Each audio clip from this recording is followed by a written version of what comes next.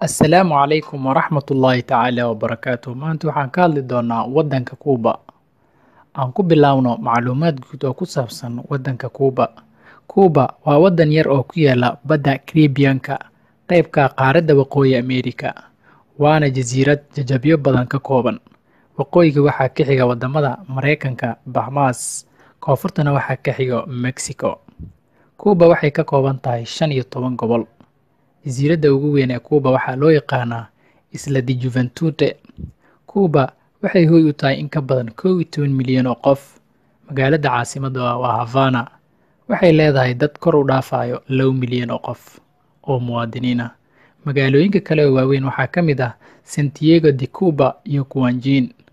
Kuubana waa jasiiradda ugu weyn Caribbean-ka markii loo fiiriyo dadka ku nool.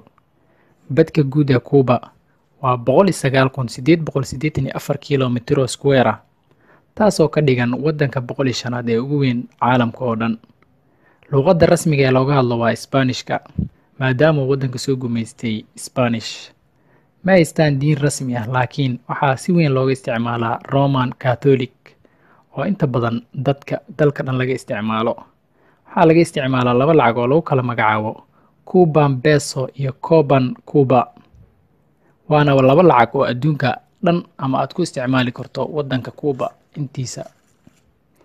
Taariikh ahaan, Yurubyaankii ugu horreeyay ee gaara Kuuba wuxuu ahaa Christopher Columbus 1492. Waqtigaas dadka asalka u dhashay waddanka waxay ahaayeen kuwo ku nool beeraha, waxayna cuni jireen galleyda iyo caanaha, halka kuwooda kalena ay cabi jireen xashiishka ama tubaakada oo waddankaas caanka ku yahay.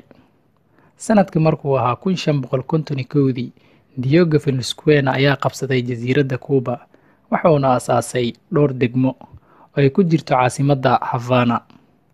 Laga soo bilaabo 1526, Isbaanishka ayaa u soo dhoofiyay addoomo badan oo Afrikaan ah waddanka Kuuba. Dhammaadkii qarnigii 18aad, Kuuba waxay ku baraarugtay koritaanka iyo dhoofinta sokorta. Dhirta badanana waxaa ka shaqayn jiray tiro badan oo addoomo Afrikaan ah. Qarnigii 19aad waxaa jiray dhaqdhaqaaq sii kordhayo. Halganka Kuuba ee madax-bannaanida wuxuu bilaabmay 1868 markii uu milkiilaha loo yaqaano Carlos Manuel de Coberta uu sii daayay addoommadiisii, sidaa awgeedna ay bilaabeen inay la dagaalamaan. Waxay ku dhammaatay fashil 1878. Markaas kadib, sanadka markuu ahaa 1986, addoonsiga Kuuba waa uu soo idlaaday oo ma jirin cid la addoonsado. Dagaalkii labaad ee madax-bannaanida wuxuu bilaabmay 1895. Sanadku markuu ahaa 1898, Mareykanka waxa uu la dagaalamay Isbaanishka. Ciidamada Mareykanka waxay ku soo duuleen Kuuba iyo Spain oo markii dambe isdhiibay. Heshiidda nabadeynta ee Spain waxay ku tiigsanayd ama ay ku taagneed dhammaan inuu ka tanaasulo sheegashadiisa Kuuba.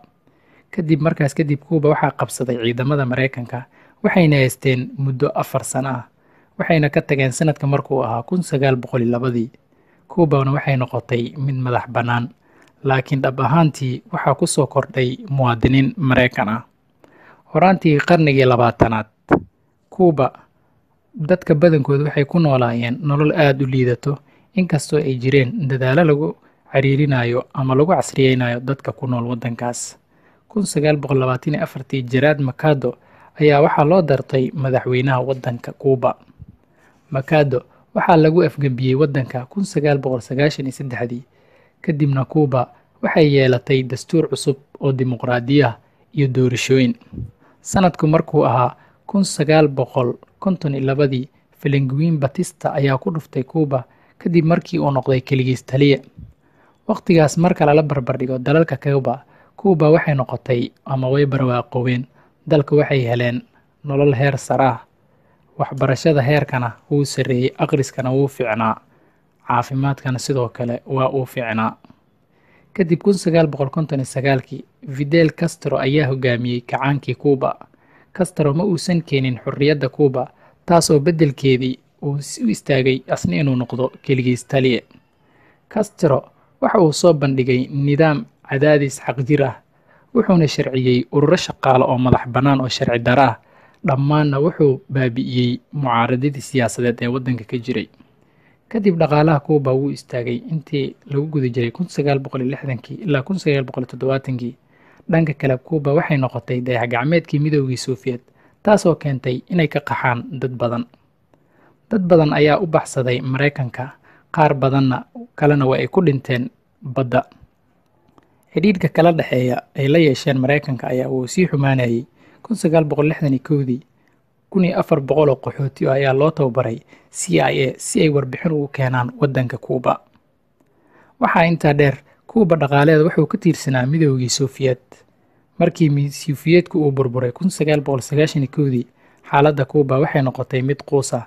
Xaalad nololeedka dadka caadiga ah ayaa noqday mid hoos u sii socota, taasoo ku qasabtay Castro inuu u ogolaado waddanka shirkado maalgashi oo lacag la'aan ah. Sidoo kale waxa uu u fasaxay dalxiiska. Halkan waxaan kugu soo gudbin doonaa macluumaad kooban oo aan ka diyaariyey waddanka Kuuba. Kuuba waxyaabaha ugu badan ay dhoofiyaan ama ay waddanka ka saaraan waxaa ka mid ah kalluunka, alaabooyinka daawooyinka, kafeega iyo miraha. Waxyaabaha ugu badan ay soo dejistaan waxaa ka mid ah saliidda, cunto, kiimikooyin iyo mashiino.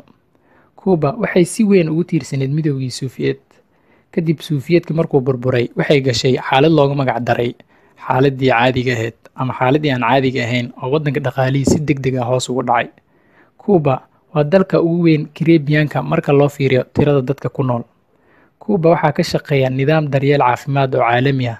Dhakhaatiirtooda iyo beesha caafimaadka waxay si weyn ugu saameeyeen caafimaadka oo dunida oo dhan. In ka badan 22% dalka Kuuba waa la ilaaliyo oo waa meel xiran. In ka badan 1 milyan oo reer Kuubaan ayaa u guuray Mareykanka intuu xilka hayay Fidel Castro oo ahaa aasaasihii Kuuba ahaana muwaadin siyaasadeed. Sanadkii 2008, Fidel Castro ayaa iska casilay xilka madaxtinimada Kuuba kadib markii uu xilka hayay muddo gaaraysa 49 sano. Waxa uuna xilka u bedelay walaalkiisa ka yar Raúl Castro. Kuuba waxay leedahay dhakhtar sareeya bukaanka adduunka oo idil. Dhakhaatiir badan oo Kuubaan ayaa loo diray dibadda si ay u caawiyaan wadamada aan heli karin xirfadle caafimaad fiican. Kuuba waxaa mamnuuc ka ah inaad sabrito shaqaale dawladeed sida militariga, booliiska iyo shaqaalaha ka shaqeeya garoomada diyaaradaha, maadaama ay taasi tahay sharci darro.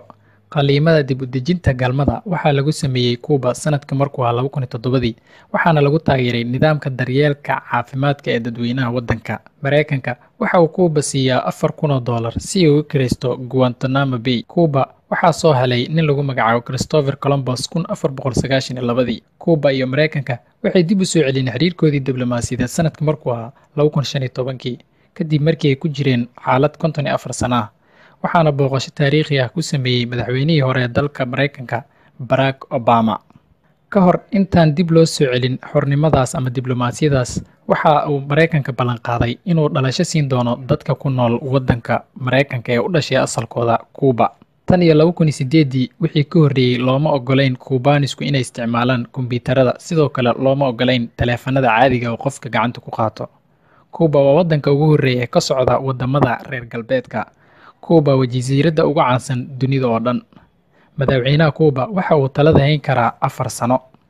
Inta u dhaxaysa da'dooda 17 jir ilaa 28 sano, rag iyo dumarba waxaa laga rabaa inay u adeegaan adeeg militari dowladda. Dowladda Kuuba waxay leedahay oo ay maamushaa dhammaan warbaahinta ay ka midaysan yihiin shabakadaha raadiyaha iyo telefishinada. Kuuba waxay xornimada ka qaadatay waddanka Mareykanka sanadka markuu ahaa 1902, waxayna noqotay Jamhuuriyadda Kuuba. Codaynta Kuuba waa qasab ama si xoog ah ayaad ku codaynaysaa. Kalluun shahaadaysan oo lagu magacaabo manger ayaa laga helaa Kuuba. Tani waa meesha kaliya ee adduunka laga heli karo kalluunkaas. Kuuba waxaa ku yaalo in ka badan 250 masraxadood ama meelaha lagu heesaa. Kuuba waxay leedahay tiro xayawaanaad oo badan oo kaliya laga helo Kuuba, waxaana ka mid ah shimbiro, bisado. Halkaas ayaanu ku soo koobaynaa macluumaadkii aan idinkaga soo diyaariyey waddanka Kuuba. Wassalaamu calaykum waraxmatullaahi tacaala wabarakaatuh. Haddii aad ku cusub tahay channelka, fadlan subscribe saar lana soco muuqaaladeenii